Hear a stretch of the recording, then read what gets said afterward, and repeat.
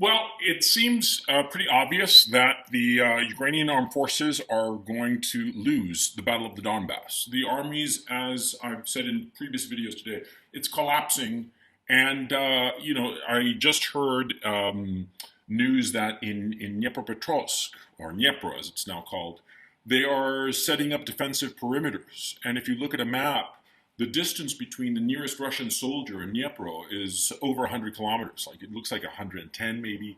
Doesn't matter. The point is that, see, the Donbass is lost, and the Ukrainian army is about to suffer a rout. And this is very important because what happens in such a situation, when there is a sudden collapse in a war, the political situation becomes extraordinarily fluid. All of a sudden, people who seemed very secure in their positions become very insecure. Because, of course, a failure, especially a large failure like this, turns the ground into jelly, politically speaking. And all of a sudden, people who were marginal or insignificant or seemed to have had their best days behind them, they come back to the fore. And people who seem to be in charge and seem to be running things, all of a sudden they get displaced. Now, I personally think that we are about to see a radical power struggle between Zelensky and the commander-in-chief of the army. His name always slips my mind, Valery Zaluzny. I'm just terrible with names. It's the Alzheimer's. Valery Zaluzny is the commander-in-chief of the armed forces, and Zelensky is the president, his boss. And I think that it is reasonable to suspect that because of the catastrophic losses, Zaluzny might be able to, and correctly, put the blame on Zelensky and his Washington minders.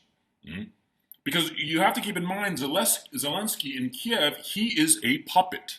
And he's got a coterie of far-right goons around him.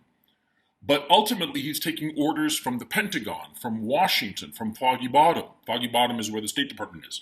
The State Department and the Pentagon are micromanaging Zelensky's regime and telling him how to fight this war. And the commander-in-chief of the army, Zaluzny, he obviously disagrees with this because he's the man on the ground, and also he cares about his troops. He doesn't want to lose them. Whereas the people in Washington, they don't care. They are acceptable losses. And so I think that if there is a catastrophic loss, it could be all of a sudden that the leadership in Kiev becomes very fluid, the leadership situation, and Zaluzny takes over. That might actually be a good thing for Ukraine, because if Zaluzny takes over, he would immediately sue for peace. Because he, as a military man, understands the reality on the ground, the reality of this war.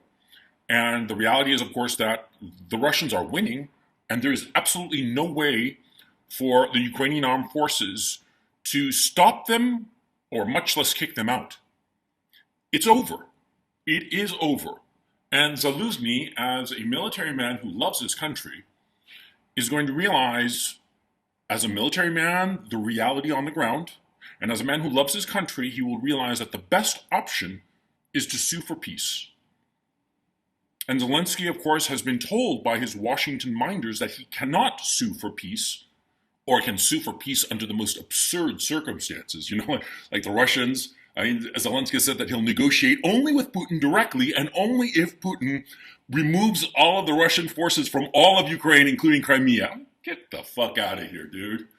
So those are absurd conditions. Zaluzny would negotiate in good faith, and he would recognize the reality. And the reality is that Ukraine has lost the east and the south of Ukraine forever. It's never going to be part of Ukraine again. Never. And he'll recognize that because he's a realistic man of the armed forces.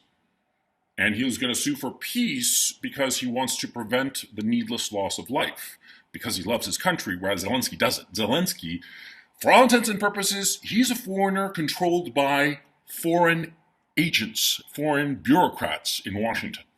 That's what he is.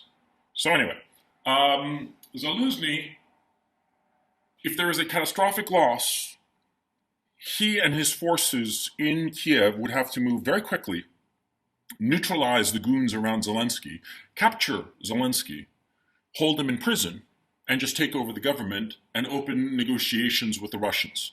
And the Russians are going to demand their pound of flesh. They're certainly going to want Odessa and Kharkov. It's indisputable.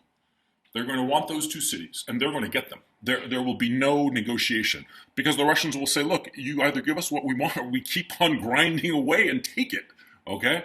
So Zaluzny, the best thing that he can do is stage a coup d'etat, imprison Zelensky, and frankly, he'll have to shoot the others, the crazy goons around Zelensky, and sue for peace with the Russians. He'll have to give up Kharkov and give up Odessa. He'll probably be able to hold on to Dnipropetrovsk, or Dnieper as it's now called, and that would establish a new border. And the legal entity of Ukraine would be substantially reduced. Now, because of this coup d'etat, likely Poland would make the move into the West, because they would not acknowledge that Zaluzny, the head of the armed forces, is the legitimate president, new leader of Ukraine. They'd say it's undemocratic, blah, blah, blah, Zelensky's our guy, blah, blah, blah. All this is just window dressing so that the Poles can grab a chunk of Ukraine, the chunk that they desire, that they lust over, the city of Lviv and the region of Galicia. And so that might be what happens. And what would be very interesting, as far as I'm concerned, is that, see, the regime in exile would focus around, what's the name of this gentleman here? Where did he go? Arman Avakov. Arman Avakov was the former Minister of the Interior. He was the Minister of the Interior in Ukraine from 2014 to 2015 rather, to 2021, when he was forced to resign. And this individual, Avakov, is a far-right extremist. And he is in with the Azov battalion and whatnot. And, there was infighting, and ultimately he was ejected on the orders of Washington. He was ejected, he was forced to resign, and he's sort of like vanished. He's not even believed to be in Ukraine at this time. Now, this is very interesting, because it seems to me that this man, sorry, I'm just so bad with names. They just slide right off my brain. Avakov, right? Avakov, he has strong ties with the Azov Battalion leadership, with the founders of the Azov Battalion and the other right-wing militias and groups and whatnot. He has strong ties with them. He is extremely influential in Ukraine. He's considered one of the most influential people in Ukraine among ethnic Ukrainians. He would probably create some sort of government in exile. Because what will happen, it seems to me, and you guys tell me if you think that this is wrong, this General Zaluzny, right, who's the commander-in-chief, he would negotiate with the Russians. He would be able to get along with the Russians because he'd be concerned about preserving the Ukrainian state in this rump form. So Zaluzny stages a coup against Zelensky. He takes over. He negotiates with the Russians. The conditions of the Russians are, we want Kharkov, we want Odessa, and we want Ukraine neutral forever. And we want it under some sort of Russian military protectorate at first, where you, General Zaluzny, will be nominally in charge and will let you seem to be the guy who's leading this rump Ukraine, but we control it. That's what the Russians would tell them. And he'd probably go along with it, because he'd realize that if he has the Russians on his side, he'll be able to reestablish some semblance of authority and control in this collapsing nation. Because you got to keep in mind, once this loss happens in the Donbass, the entire state of Ukraine will begin to disintegrate. And there will be a second mass flow of individuals out of Ukraine.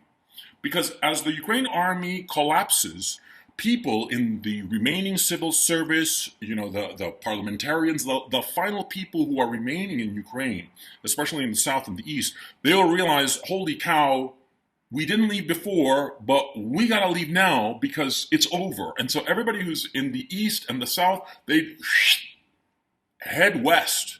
And that includes, of course, in Kiev, in the capital. They'd head west. And the whole thing would start to collapse. The whole nation would start to collapse. And so Zaluzny would need a lot of help to keep the whole thing together. You see what I'm saying? Because it would be a catastrophe, a humanitarian catastrophe. I mean, a social collapse of a whole nation. And this country's big. It's the biggest nation in Europe. It's the size of Texas.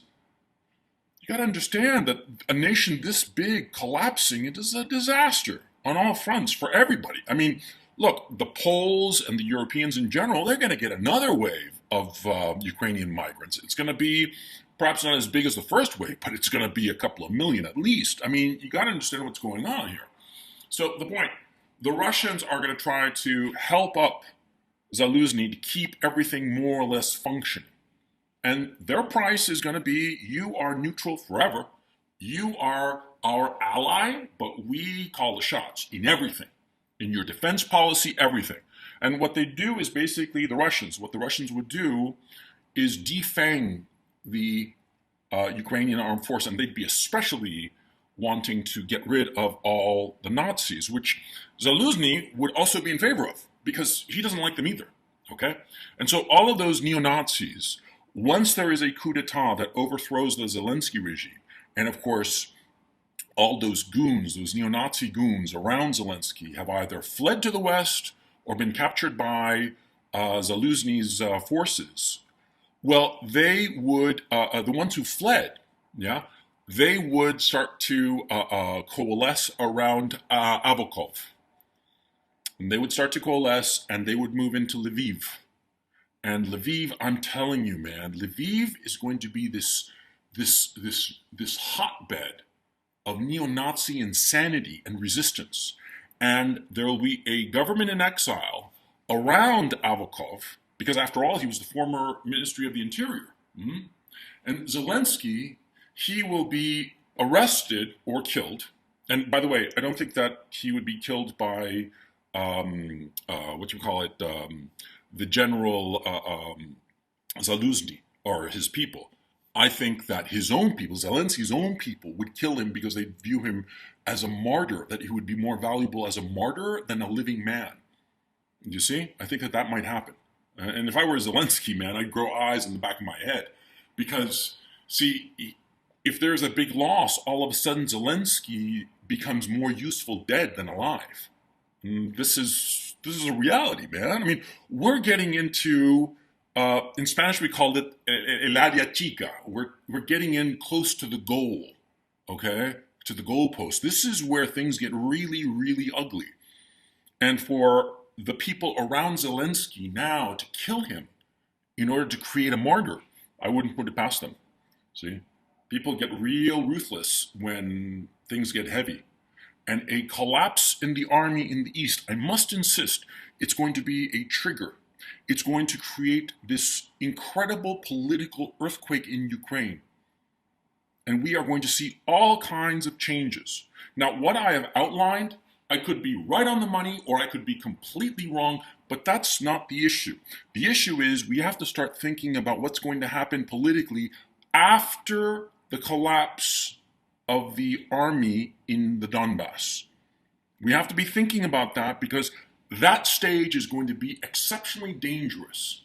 And we're going to see all kinds of changes that we could not possibly imagine a month ago. We can't even possibly imagine them today.